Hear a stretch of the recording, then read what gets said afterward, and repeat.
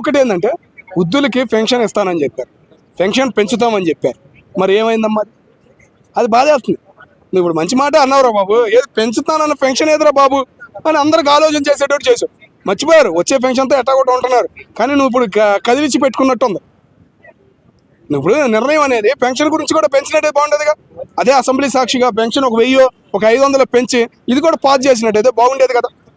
మరి అటు కదిలిచ్చి నువ్వే నీ మీద తెచ్చుకున్నట్టు ఉంది కదా రేవంత్ రెడ్డి అన్న. ఇప్పుడు ప్రతిపక్షం ఏమంటుందంటే ఎట్లాగో ప్రజలకు పైసలు ఇవ్వట్లేదు, ఆయన కమ్మి సరిపోవట్లేదు, ఈ 18% కూడా తగ్గించి ఆయన ఖాతాలు వేసుకుంటాడు కానీ తల్లిదండ్రులకు ఇవ్వడు అన్న మాట తీసుకొచ్చింది. దాన్ని ఎంతవరకు? అది రాంగ్ ఇన్ఫర్మేషన్ అన్న. ఇంకోటి ఏంటంటే ఆ మాట ఎందుకు అన్నారంటే వాళ్ళు గవర్నమెంట్ పరంగా ఎంప్లాయర్స్ ఎక్కువగా ఉన్నారు. వృద్ధాప్య ఆశ్రమాలకి ఈ మధ్య కాలంలో ఎమ్మెల్యేలు వెళ్ళినా కూడా గవర్నమెంట్ ఎంప్లాయర్, రిటైర్ అయిన గవర్నమెంట్ ఎంప్లాయర్లు చాలామంది ఉన్నారు. వాళ్ళకి మరి పెన్షన్ వచ్చి ఆడుంటున్నారా, పెన్షన్ రాక ఆడుంటున్నారా అనేది వాళ్ళకి అర్థం కాలేదు. అట్లాంటి నలిగిపోయే వాళ్ళు చాలామంది ఉన్నారు. వాళ్ళకి ఏదో ఆదివారం కూడా వచ్చేవాళ్ళు కాదంట. వాళ్ళ నలిగిపోవటం చూసి రాజకీయ పరంగా ఈ బిల్ అనేది పాస్ చేశారు అని మేము అనుకుంటాం.